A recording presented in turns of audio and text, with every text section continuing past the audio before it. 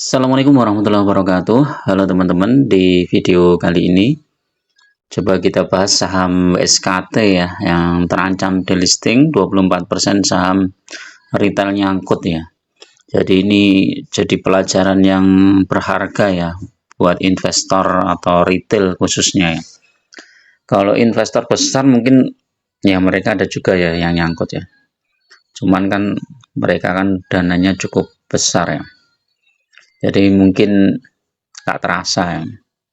Nah, kalau retail ini mungkin ada juga yang nyangkut di sini yang jumlahnya presentasinya lebih besar karena portofolio retail itu kan dengan dana terbatas, sebagian masuk misalnya WSKT 50% aja udah berat nih untuk retail.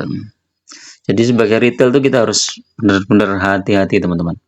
Jangan sembarangan masuk di suatu saham. Jadi kalau saham itu resikonya lebih besar daripada prospeknya atau potensinya, ya lebih baik kita ini aja hindari ya. Jadi saham-saham gorengan, saham-saham yang baru IPO, saham-saham yang yang banyak masalah, misalnya sering diperingatkan, sering di laporannya merah dan lain-lain, itu kita harus hindari. Nah, kalau kita lihat nih, ini 24% saham retail nyangkut itu udah besar banget teman-teman. Ini jumlahnya ada 7 miliar ya, 7 miliar 100 juta lembar saham. Nah, ini prihatin ya teman-teman. Sebabkan apa sih tidak mampu membayar jumlah tagihan bunga utang. Kini saham SKT bertengger di angka 202. 202 per saham kali 7 miliar ya, udah berapa itu? Triliunan itu, 1 triliunan ya. 202 kali 7 miliar. 1,4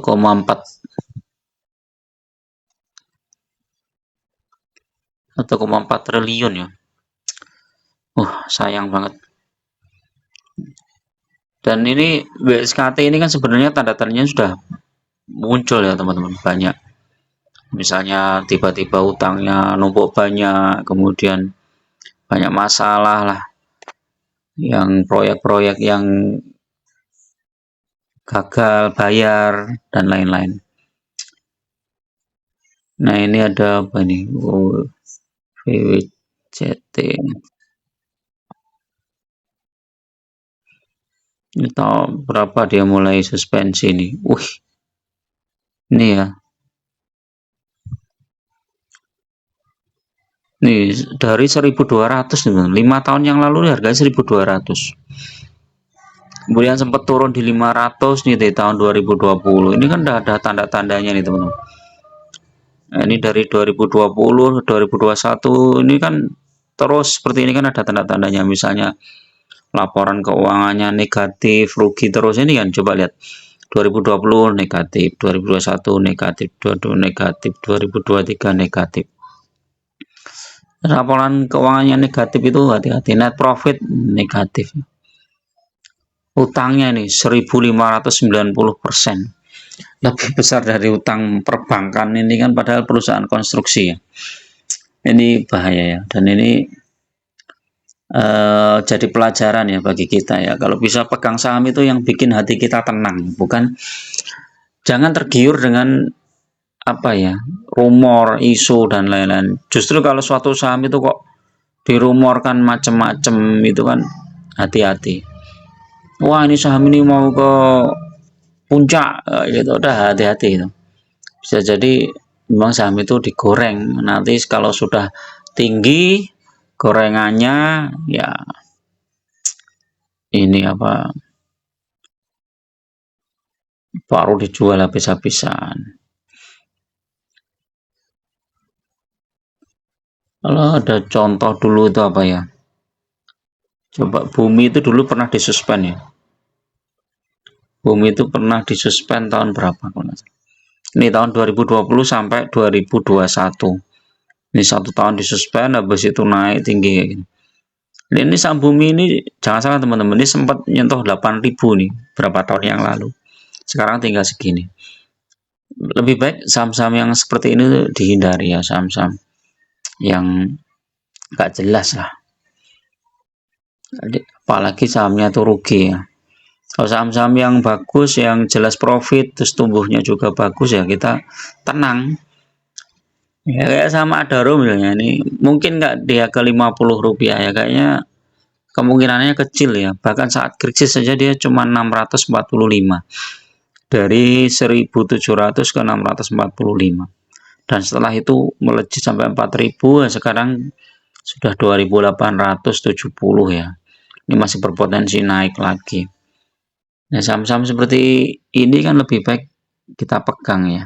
BRI coba yang sekarang sedang koreksi tajam ya. Mungkin nggak ini ke 50 rupiah. Ya kemungkinannya kecil teman. Saat krisis COVID aja tidak menyentuh 2.400.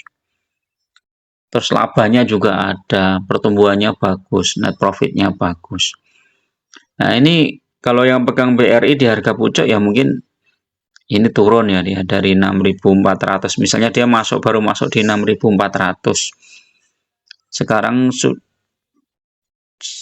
turun berapa jadi 4680 dibagi 6.400, ini floating loss 26,8%. Ya ya mereka tenang-tenang aja, apalagi kalau punya dana ya tinggal zero aja di bawah ini ya, mumpung diskon.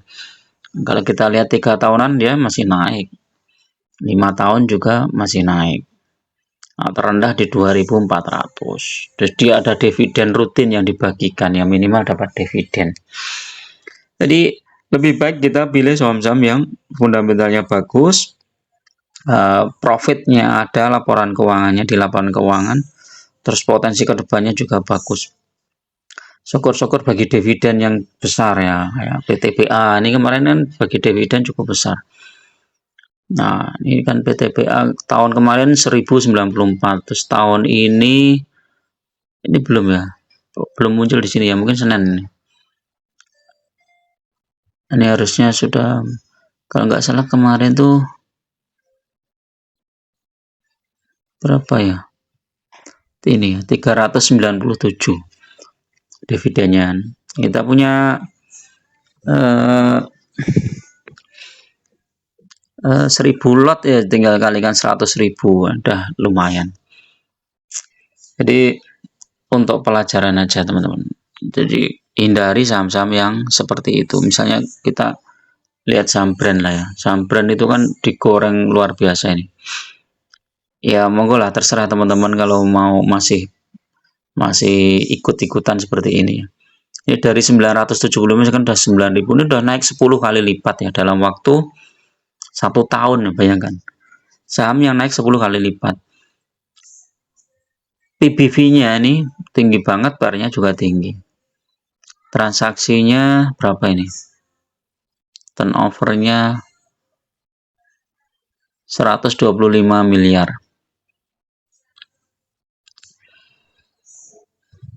Coba case statistiknya.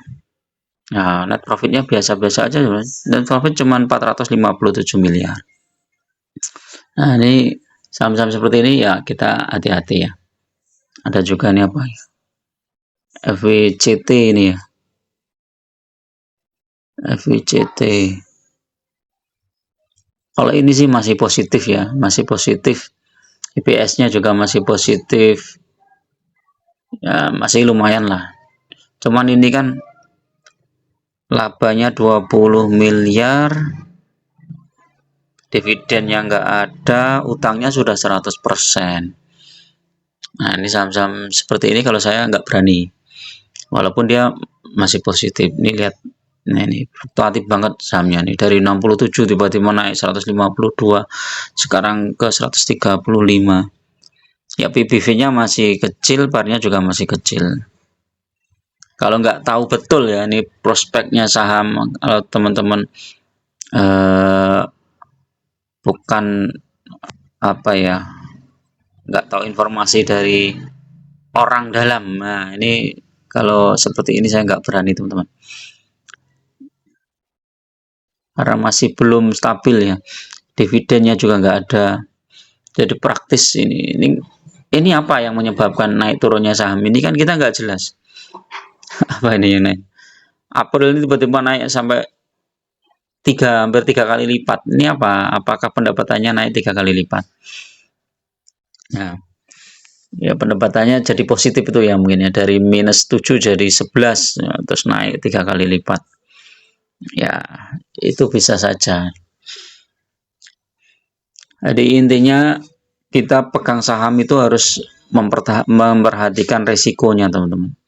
Lebih baik kita pegang saham yang tumbuhnya mungkin nggak terlalu besar tapi resikonya kecil daripada resikonya besar, potensinya besar ya perkiraan kita, tetapi bisa jadi itu suatu jebakan. Jadi itu ya teman-teman. Kalau sudah kayak gini itu udah nggak bisa diapa-apain ini ya, ya hilang lah. Iya, paling hilang ini saham-saham seperti ini. Kecuali nanti kalau dibuka lagi, tapi dibuka lagi butuh dana besar ini. Minusnya banyak banget ya. 3 triliun, besar banget. Semoga kita terhindar dari saham-saham yang seperti ini. Terima kasih. Assalamualaikum warahmatullahi wabarakatuh.